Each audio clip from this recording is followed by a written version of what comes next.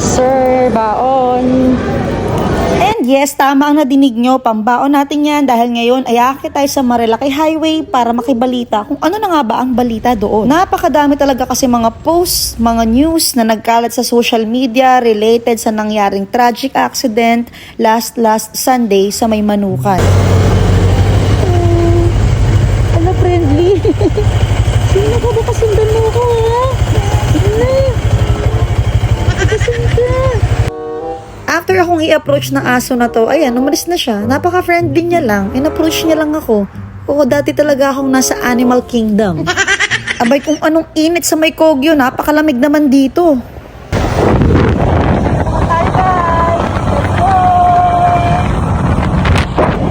And in few minutes, ayan na nga, bumuhos na ang ulan. Sumilong muna ako dito mga kalamon at pinatila ko muna yung ulan. Dito sa Marilaki Highway mga kalamon, marami kayong makikitang mga kubo sa mga gilid-gilid na mga daan na pwede nyong magamit at masisilungan ninyo in case na wala kayong dalang kapote. Pero syempre naman paalala sa mga kagaya kong babae na nagso-solo ride din ay mag-iingat din tayo sa ating mga tinatambayan. Safe naman po dito sa Marilaki Highway kahit sa mga solo riders, pero syempre sa mga kababaihan na gaya ko ay take safety precautions and be vigilant palagi. Medyo tumitila na yung ulan kaya naman lumarga na din ako after nito. Sabi ko nga sa sarili ko na sa Manukan na lang ako maghihintay. Titignan natin kung pwedeng tumambay doon kahit na nababasa ko naman na sa mga post na bawal lang ang tumambay doon. Napadaan na nga rin pala tayo ng Palo Alto pero i-feature ko muna yung mga naging tropa nating photographer dito sa Big C. Sila Sir Texel Creatives at Sir Don Gustavo. Na nung mga panahon na to sa Big C nga nakapwesto.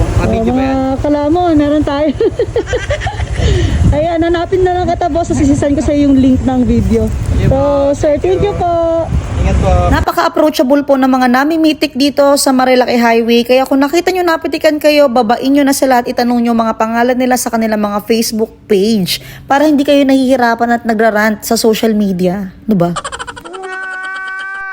Guys, isa lang to sa mga safety reminders na makikita nyo dito na nakapaskil sa Marilaki Highway.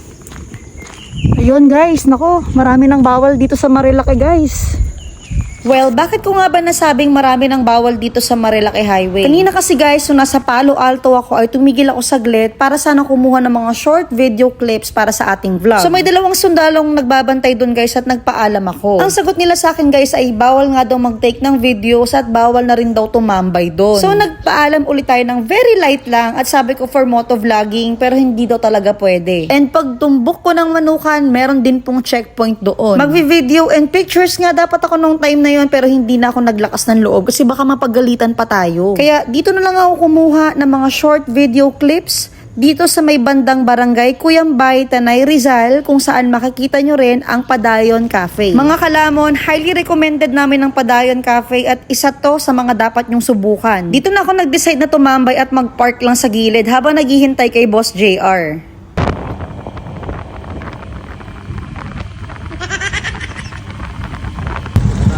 Ayun o, budget meals guys. Menudo with rice. Ang napili natin. Ito tsara dito.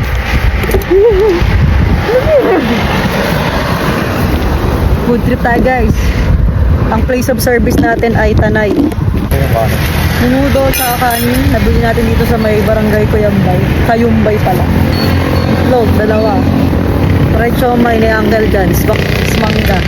So, Andre, magpakita ka naman. Grabe ka naman. Makakabit. Parang may naamoy ako hindi maganda. Baon. Let's go. Pare nakasama na. Mangga tayo guys. Sarap.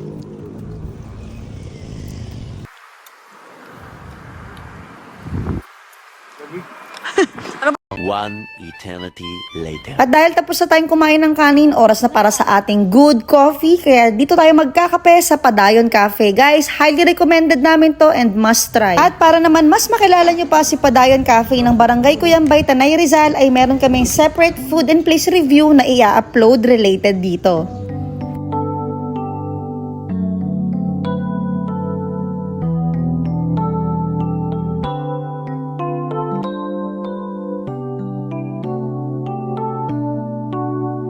Guys, ang ganda ng Marilaki, di ba? Kaya naman kung gusto nating patuloy na ma-enjoy ang magandang sceneries na meron ang Marilaki Highway, ay matuto po tayong sumunod sa rules and regulations na meron dito. Dahil at the end of the day, mga kalamon, ang pinaka-main goal natin ay makauwi ng buo at ligtas sa ating mga mahal sa buhay na naghihintay sa ating mga tahanan. Sundin natin ang safety measurements na meron ng Marilaki Highway, maging responsable mga drivers, and makiisa on making Marilaki Highway a safe place to ride again. Ito nga pala ulit si Ate Bem Silog na nagpapaalala, ride safe, ride wise. Thank you so much mga kalamon. See you on the next one.